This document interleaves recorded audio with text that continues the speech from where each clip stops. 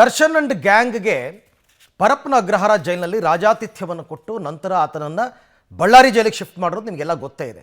ಅಷ್ಟೆಲ್ಲ ಆದ ನಂತರ ಕೂಡ ಈ ಪರಪ್ಪನ ಅಗ್ರಹಾರ ಜೈಲಿನಲ್ಲಿ ಕರ್ಮಕಾಂಡಗಳು ನಿಲ್ತಾ ಇಲ್ಲ.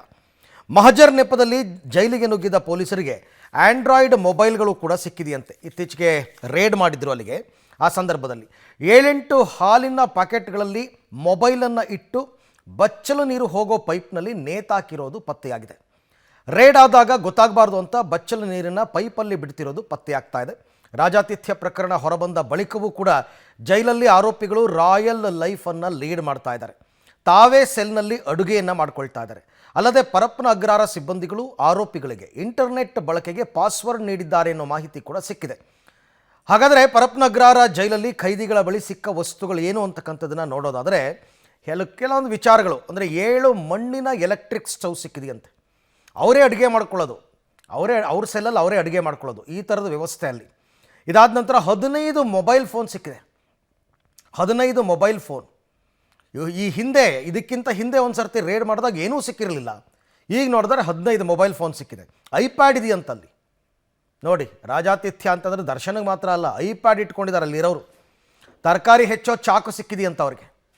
ತರಕಾರಿ ಹೆಚ್ಚೋ ಚಾಕು ಅಂದರೆ ಅಡುಗೆ ಮಾಡ್ಕೊಳ್ಳೋಕ್ಕೆ ಅವ್ರಿಗೆ ಸ್ಟವ್ ಇಟ್ಕೊಂಡ ಮೇಲೆ ಚಾಕು ಬೇಕಲ್ಲ, ಅದಿದೆ. 1.3 ಲಕ್ಷ ಮೌಲ್ಯದ ಸ್ಯಾಮ್ಸಂಗ್ ಮೊಬೈಲ್ ಅಂತೆ. 1,30,000 ರೂಪಾಯಿ ಮೊಬೈಲ್, ಅದು ಸ್ಯಾಮ್ಸಂಗ್ ಮೊಬೈಲ್. ಅಡುಗೆ ಪಾತ್ರೆಗಳು ಸಿಕ್ಕಿದೆಯಂತೆ. ಏನೊಂದು ಈ ಜೀವಾವಧಿ ಶಿಕ್ಷೆಯೆಲ್ಲ ಗುರಿಯಾಗಿರ್ತಾರಲ್ಲ, ಸೆಲ್ನೇ ಮನೆ ಮಾಡ್ಕೊಂಬಿಟ್ಟಿರ್ತಾರೆ ಅಷ್ಟೇ. ಇಲ್ಲಿ ನಿಮಗೆ ಫ್ರಿಡ್ಜು, ಟಿ ವಿ ಇದು ಮಾತ್ರ ಇಲ್ಲ ಅಂತ ಅನಿಸುತ್ತೆ. ಅದು ಬಿಟ್ಟರೆ ಬೇರೆ ಎಲ್ಲ ರೀತಿಯ ವೈಭೋಗದ ವಸ್ತುಗಳು ಪರಪ್ಪನ ಅಗ್ರಹಾರದಲ್ಲಿ ಇದೆ. ಆ ಜೈಲಿನಲ್ಲಿ ಅಲ್ಲಿನ ಸಿಬ್ಬಂದಿನೇ ಇದಕ್ಕೆಲ್ಲದಕ್ಕೂ ಕೂಡ ಪ್ರೊವೈಡ್ ಮಾಡ್ತಕ್ಕಂಥವ್ರು ಅಂತ ಗೊತ್ತಾಗ್ತಾ ಇದೆ. ಸೊ ಪರಪ್ಪನ ಅಗ್ರಹಾರ ಜೈಲಿನಲ್ಲಿ ಆರೋಪಿ ದರ್ಶನ್ಗೆ ರಾಜಾತಿಥ್ಯವನ್ನು ಕೊಟ್ಟಂತಹ ಪ್ರಕರಣ ತನಿಖೆ ಮಾಡಿದಂತಹ ಪೊಲೀಸರಿಗೆ, ಯಾಕೆಂದರೆ ತನಿಖೆಗೆ ಅದಕ್ಕೆ 3 ಜನರನ್ನ ನಿಯೋಜನೆ ಮಾಡಿದಾರಲ್ಲ, ಆ ಕೇಸಲ್ಲಿ ಈಗ ಶಾಕಿಂಗ್ ಮಾಹಿತಿಗಳು ಹೊರಬೀಳ್ತಾ ಇದೆ. ತನಿಖೆಯ ವೇಳೆ ಪರಪ್ಪನ ಅಗ್ರಹಾರ ಪೊಲೀಸರಿಗೆ ಸಿಕ್ಕಿರುವಂತಹ ಶಾಕಿಂಗ್ ಮಾಹಿತಿ ಏನು ಅಂತಕ್ಕಂಥದ್ದನ್ನು ಈ ರಿಪೋರ್ಟಲ್ಲಿ ಹೇಳ್ತೀವಿ ನೋಡಿ.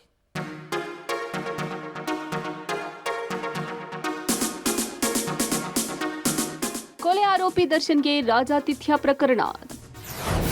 ತನಿಖೆ ವೇಳೆ ಜೈಲು ಅಧಿಕಾರಿಗಳ ಕಳ್ಳಾಟ ಬಯಲು. ರೇಣುಕಾಸ್ವಾಮಿ ಕೊಲೆ ಪ್ರಕರಣದಲ್ಲಿ ಬಂಧನವಾಗಿ ಪರಪ್ಪನ ಅಗ್ರಹಾರ ಜೈಲಿನಲ್ಲಿದ್ದಾಗ ಆರೋಪಿ ದರ್ಶನ್ಗೆ ರಾಜಾತಿಥ್ಯ ಕೊಟ್ಟ ಪ್ರಕರಣ ಸಂಬಂಧ ಪರಪ್ಪನ ಅಗ್ರಹಾರ ಪೊಲೀಸರು ತನಿಖೆಯನ್ನ ನಡೆಸ್ತಾ ಇದ್ದಾರೆ. ಪೊಲೀಸರ ತನಿಖೆಯಲ್ಲಿ ಜೈಲು ಅಧಿಕಾರಿಗಳ ಕಳ್ಳಾಟ ಬಯಲಾಗಿದೆ ಎನ್ನಲಾಗ್ತಿದೆ.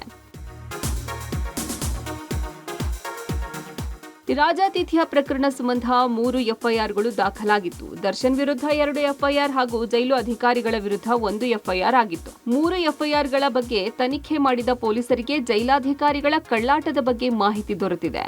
ಕೊಲೆ ಆರೋಪಿ ದರ್ಶನ್ಗೆ ಅಧಿಕಾರ ದುರ್ಬಳಕೆ ಮಾಡಿಕೊಂಡು ಸಹಾಯ ಮಾಡಿದ್ದಾರೆ ಎಂಬ ವಿಚಾರ ತನಿಖೆಯ ವೇಳೆ ಬಯಲಾಗಿದೆಯಂತೆ. 3 ಪ್ರಕರಣಗಳು ತನಿಖೆ ಮಾಡಿದ ಪೊಲೀಸರಿಗೆ ಜೈಲು ಅಧಿಕಾರಿಗಳು ಒಂದಲ್ಲ ಒಂದು ರೀತಿಯಲ್ಲಿ ಅಧಿಕಾರ ದುರುಪಯೋಗ ಪಡಿಸಿಕೊಂಡು ಬೇರೆ ಒಬ್ಬರಿಂದ ದರ್ಶನ್ಗೆ ಸಹಕಾರಿಯಾಗಿದ್ದಾರೆ ಅನ್ನೋ ಒಂದು ಶಾಕಿಂಗ್ ವಿಚಾರ ಪೊಲೀಸರ ತನಿಖೆಯ ವೇಳೆ ಬೆಳಕಿಗೆ ಬಂದಿದೆ ಎನ್ನಲಾಗಿದೆ. Nagesh, crime bureau, public TV, Bengaluru.